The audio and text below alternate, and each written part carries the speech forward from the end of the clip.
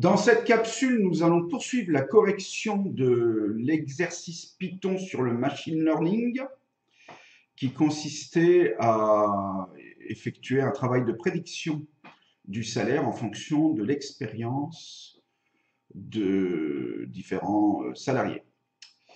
Alors nous étions, alors attendez, je vous laisse relire l'énoncé si vous souhaitez.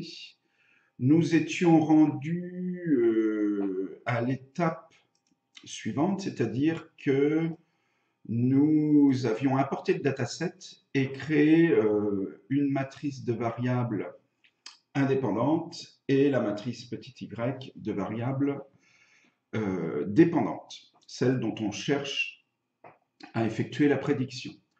Donc, dans cette étape-là, nous allons nous concentrer sur la division du dataset entre le training set, les données d'entraînement, et le test set, les données sur lesquelles nous ferons le test du modèle pour voir s'il est performant.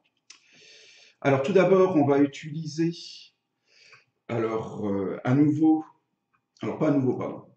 Pour la première fois dans ce programme, nous allons utiliser la bibliothèque scikit-learn qui est utilisée abondamment en machine learning, et notamment la classe TestSplit qui permet de diviser notre dataset en des matrices d'entraînement et des matrices test.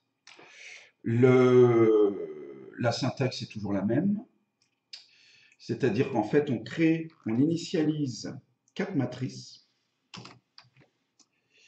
On ne voit pas très bien la ligne entière. Alors, je vérifie si vous voyez. Oui. On initialise 4 matrices. La matrice des variables indépendantes d'entraînement, de test, et la matrice de la variable dépendante d'entraînement et de test. Alors pour cela, donc on utilise la classe TestSplit. En argument, je mets la matrice des variables indépendantes, celle de la variable dépendante. TestTime, cet argument, c'est la taille donc de la matrice de test en pourcentage, en fraction. Très souvent, on prend 80%, donc 0,8. Mais là, puisque la matrice, puisque le dataset est de 30, sa taille est de 30, donc je le mets à 1 tiers.